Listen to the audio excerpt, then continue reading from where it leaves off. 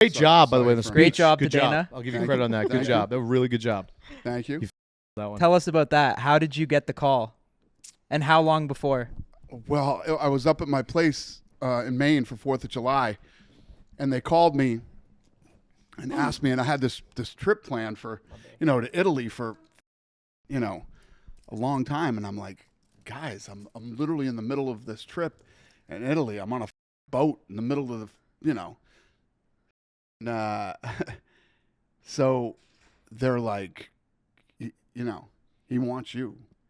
You got to do this. You've done it before, right? You did the speech before for him. Not at this level. So the position that I was in, I'm pretty much, I guess, in the history of doing this. It's always a family member or the wife. The one that comes direct before him? Yeah. So you were the one that the most important role, I'd say, is probably the guy who introduces the president. Dana introduced him, yeah. It's always a family. So I think the last 3 years it's been Ivanka has done it. And in the history of doing it, it's always, so it's like a first for somebody that isn't family to do it. And I'm also the only guy that's ever walked down the stairs of Air Force One with a sitting president that wasn't wife or little kids. Are you nervous about Kamala Harris? I'm not nervous. It's just one of those things. It's like, as voters, and I'm one of these guys. Everybody thinks like I'm some crazy conservative or something. I'm right down the middle, man. I'm for common sense. Yeah. And when you really break it down and you look at Republican, Democrat, gay, straight, Catholic, whatever your religion is, all that shit, we all want the same things. We all want to make a living. We all want to take care of our families. We all want to buy a house. We all want cars. We all want to be safe in our house. We want to be safe in the streets that we live in.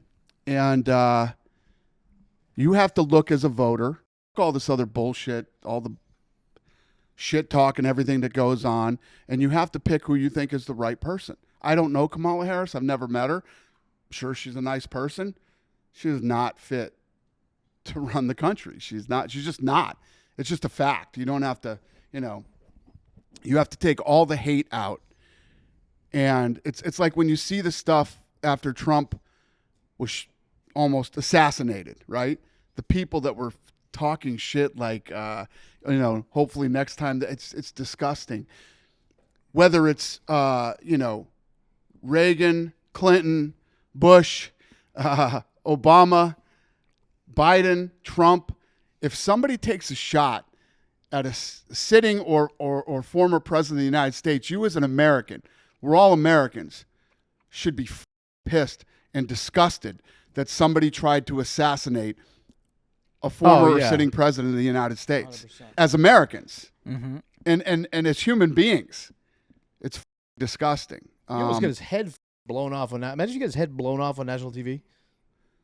Think about that. Anywhere on national TV. I was literally on the plane when, I found out. My wife woke me up and said they just shot Trump, and I'm on a plane. I was freaking out, and I was texting, his family and trying to find out what happened, and they responded to me and let me know that he was okay. He was in the hospital, and then as soon as I landed in Italy, I called him, and I don't care whether you like Trump or you don't like Trump or whatever your deal is. He's a human being with a family, and he's an American. He loves this country, and what he did, everybody likes to act like all men think they're tough guys at some level of whatever. How that guy responded to that, we all hope we could act. We're a quarter of the man he was when he got shot at.